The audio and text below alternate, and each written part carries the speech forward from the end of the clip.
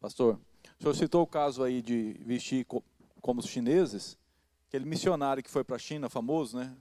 É o Taylor, Hudson Taylor. Sim. Ele vestia as roupas dos chineses. Aham. E na época ele foi criticado. O pessoal da missão, né?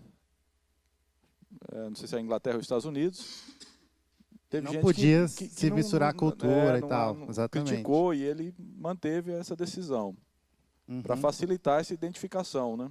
Isso. Não tem, eu acho que a Bíblia ensina exatamente isso. Paulo falou, né? Paulo fala que ele aprendeu a se tornar todas as coisas para todos os homens. Então é esse discernimento para entender.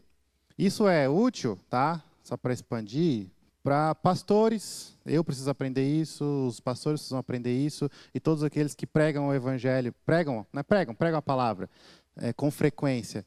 Porque até o sermão, a pregação, deve ter isso em mente. Não adianta você chegar para um grupo de crianças e pregar igual você prega para os adultos, ou para os adultos igual você prega para as crianças. Tem gente que acha que não posso mudar. Não, em alguns lugares você vai ter que usar uma linguagem mais robusta, em outros você tem que usar uma linguagem mais simples. É aprender a ser todas as coisas para todos os homens. O que não muda? A essência do evangelho. Não é porque aqui o povo gosta de tal coisa, então eu não vou falar disso não. Aí é o problema. Então, a gente não muda a mensagem, mas a maneira de apresentar isso aí pode ser mudado sim.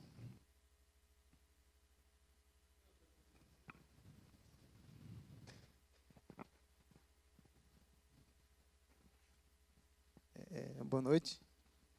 Graça e paz, né? No início o senhor falou que a missão ela tem duas formas dela ser entendida e ser executada, né? A primeira é que ela é tradicional e a segunda ela é ecumênica. É o nome que o John Stott deu, né? Se for brigar, você briga com ele, não briga comigo não. Eu queria entender do senhor, segundo qual perspectiva que ela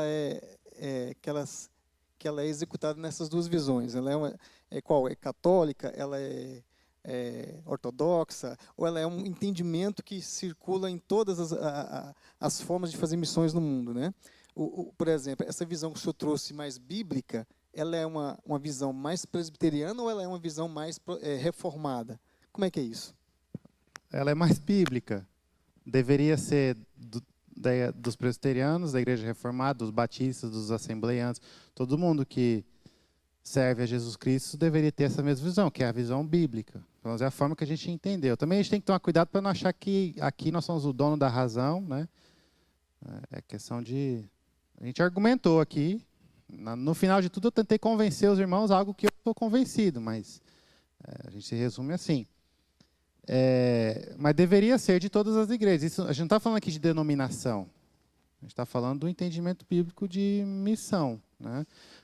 Denominacionalmente, o que mudaria, talvez, alguns detalhes do evangelho, mas nem o evangelho muda. Os fatos que a gente falou aqui, Jesus, o que ele fez, isso aí não muda. Você pode ser arminiano que você vai pregar isso aí. Outros detalhes, né, depois que a pessoa se converte, aí que ela vai ver a fria que ela caiu, né, quando escutou um arminiano. Mas o problema na evangelização em si ali, isso não interfere necessariamente, né? Um assembleiano pode pregar o evangelho muito bem e evangelizar, né, adequadamente. Tem coisas que ele, na teologia dele, que depois nós discordamos. Mas no que diz respeito a Cristo, não deveria ter essa mudança. Até por isso que a gente considera essas outras igrejas como igrejas irmãs, e são nossos irmãos em Cristo. Então, há diferenças em detalhes da teologia, questões mais profundas, mas a essência do evangelho não deve mudar. Quando muda, aí a gente não chama de irmãos em Cristo. Então, aí a gente chama de heresia, né, porque fere a essência do evangelho. Você perguntou se a posição tradicional... De novo, não é algo denominacional. Dentro da igreja presbiteriana, tem gente que tem aquela linha, entende de uma forma mais tradicional, outros de uma forma mais ecumênica. Nos Estados Unidos mesmo isso é muito comum. As igrejas do norte tendem ao extremo da ação social. Aí as igrejas do Sul tendem ao extremo da visão tradicional. É meio que cultural isso, tem várias coisas. E eu acho que ambos precisam mudar. Entendeu? Então, na igreja presbiteriana, você vai ver alguns de mais para um lado, para o outro. Na igreja, na assembleia também. Você falou romana, ortodoxa, eu não vou entrar em outras igrejas, que nós não queremos ser igrejas do Senhor Jesus Cristo. A igreja católica não é a igreja do Senhor Jesus Cristo, não quero ofender ninguém, mas eles ferem a essência do evangelho em muitas coisas. E aí é um problema grave, um problema sério. Tá? Então, mas aí depois a gente conversa. Você me chama para um churrasco e eu vou falar por que eu acho que a igreja católica é assim. Pastor, a pergunta do Ronivaldo, eu entendi. E assim, meio que eu passei por isso já, né? Eu já fui muito tempo da assembleiana e tal, embora eu nunca tenha sido pentecostal, né? Quero deixar isso bem claro. Tá? Não, tá funcionando. Oi. E assim, a gente tinha um grupo de evangelismo, né? E o objetivo era pregar de fato o evangelho. E a gente foi numa região muito pobre. E quando a gente chegou lá, que a gente foi pregar, falar de Cristo e tal, aí a pessoa disse assim, ó, a gente não quer ouvir não, porque o padre fulano já veio aqui e tal, deu uma casa para cada um e dá a cesta básica para a gente, né? Então a gente meio que percebeu isso, uma deficiência da igreja nisso, porque quem está com fome não tem paciência para ouvir o evangelho, né? Ele quer ter a sua barriga cheia primeiro. E essa visão de que se você ajuda, a pessoa tem a obrigação de te ouvir também, é complicado, né? Que foi o que você nos passou. E o outro extremo também é verdadeiro. As pessoas que tentam tirar proveito da igreja, e eu já passei por isso também muitas vezes, né? Porque a igreja, vamos lá que eles vão dar de mão beijada.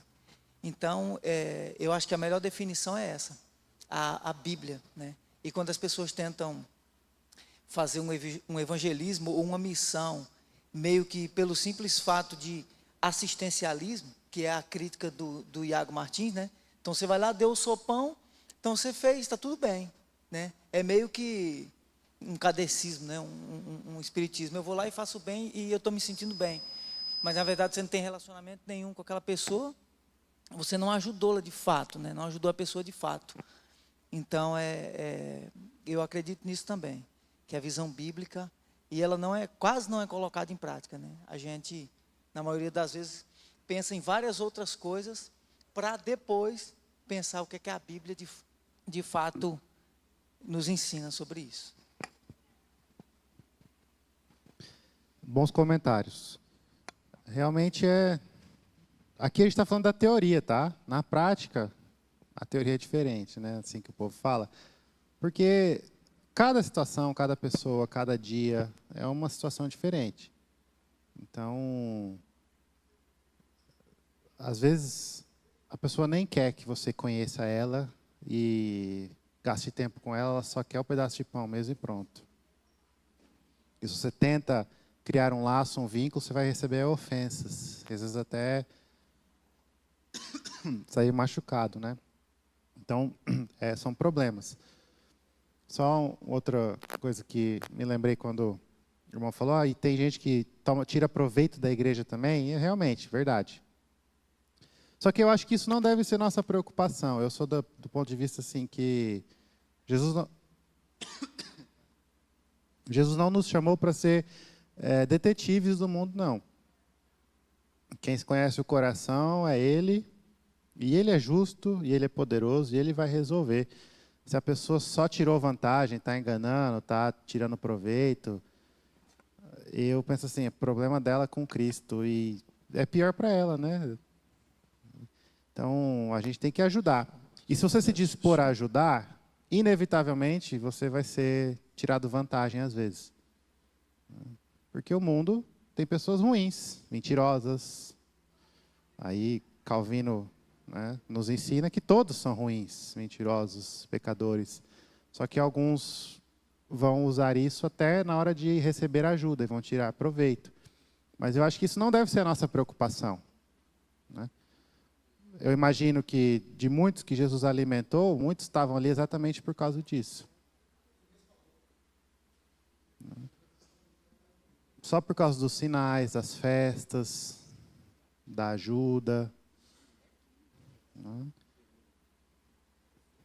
Pastor, uma palestra do reverendo Heber Campos, o filho, ele analisa aquele movimento da missão integral, e a conclusão, ele fala que a gente tem que fazer a obra social, o trabalho social, sim, mas nós não podemos esperar muito, é isso que o senhor está falando, né? Porque o mundo jaz no maligno, tem a depravação humana, o pecado, então nós temos que fazer, mas fazer muito e esperar pouco, é a conclusão que ele chega. Isso. Então, senão fica condicionado a resultado e às vezes não tem, condicionado a gratidão que não é geralmente manifestada, às vezes até ingratidão é o que acontece, né?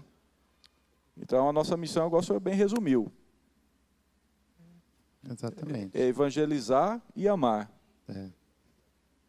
Então, o Edmilson.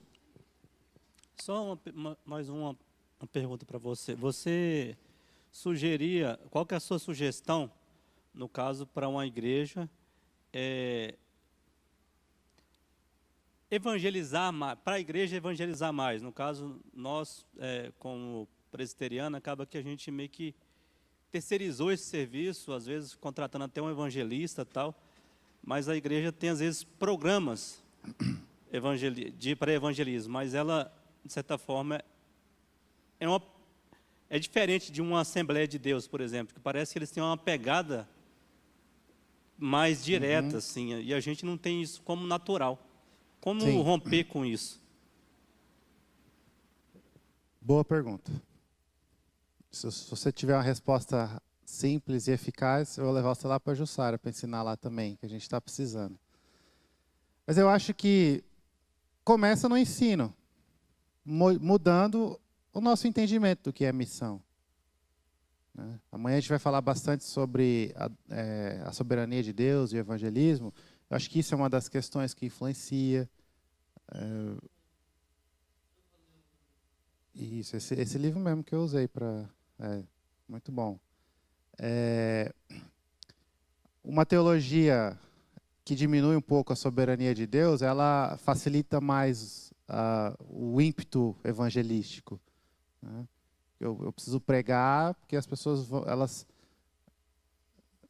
é uma posição errada, tá? E, historicamente começa lá desde antes do tempo de Agostinho. Agostinho escreveu contra Pelágio, aí tem o semi-pelagianismo. Não vamos entrar nisso não, mas veja, no fundo as pessoas conseguem escolher Jesus e podem. E aí por causa disso eu vou pregar para muitas pessoas, porque elas podem escolher Jesus, elas estão aptas. Aí a gente já vem com uma outra cabeça. Não, ninguém quer Jesus. Se Jesus não mudar o coração, não vai querer. Eu não queria, Jesus que me mudou. Obrigado, Senhor. E aí a gente fica sentadinho no nosso sofá, grato a Deus por ter mudado o nosso coração, torcendo para Ele mudar o coração dos outros. Então eu acho que tem um pouco o mau entendimento das doutrinas, da soberania de Deus, da eleição, a gente vai falar disso amanhã e tal, influencia um pouco nisso, porque gera um comodismo. Deus salva quem Ele quer, Ele mesmo falou, eu tenho misericórdia de quem eu tenho misericórdia, e a gente fica aqui orando de longe, vai lá Deus, salva lá, eu sei que o Senhor vai salvar. E é confortável, né? E aí uma outra teologia, que não é, a solução não é ensinar a teologia errada, tá? Só estou explicando os motivos. Que ensina essa questão da possibilidade da salvação do próprio homem e tal, aí o ímpeto é maior, vou evangelizar, porque o meu vizinho pode escolher a Cristo, e assim vai. Além de tudo isso, falta bastante também amor pelo próximo. Falta bastante também, na gente, uma angústia pelas almas, como Paulo tinha. Paulo escreveu que se ele pudesse, ele trocaria a salvação dele mesmo pelos seus compatriotas judeus. Então, o fato de que pessoas estão morrendo sem Cristo entristecia Paulo. Isso deveria nos entristecer, mas isso não nos entristece. Por quê? Porque o nosso amor pelo próximo é muito pequeno. E o nosso amor por nós mesmos é muito grande. Então, isso também influencia. Então, como resolver? Eu acho que começa no ensino, entendendo o que é realmente evangelismo, essas definições que a gente falou aqui, entender e ser confrontados com amor pelo próximo, com a necessidade de anunciar Cristo, né? E aí, como colocar isso em prática, né? Como evangelizar mais na prática? Eu acho que pode ser tanto formal como informal. Então, você pode começar trabalhos formais de evangelismo. Reúne um grupo e vai evangelizar. E a gente vai falar amanhã o que isso significa, como que faz isso, né, um pouquinho. Mas reúne, marca um horário e vai. Pode ser de uma forma informal e individual. E aí é um pouco mais difícil, só que talvez muito mais eficaz. Ensinar os cristãos a amar o próximo e se relacionar com o próximo, a ter um entendimento que nós somos discípulos chamados a fazer discípulos. E fazer discípulos significa conhecer, passar tempo junto, sofrer junto, ajudar. E aí, no convívio, evangelizar. Não é evangelizar através do convívio. Eu vou viver meu testemunho perfeito e a pessoa não... vou ser tão bonzinho, tão cristão, que a pessoa não vai ter escolha a não ser se converter. Não é essa a postura.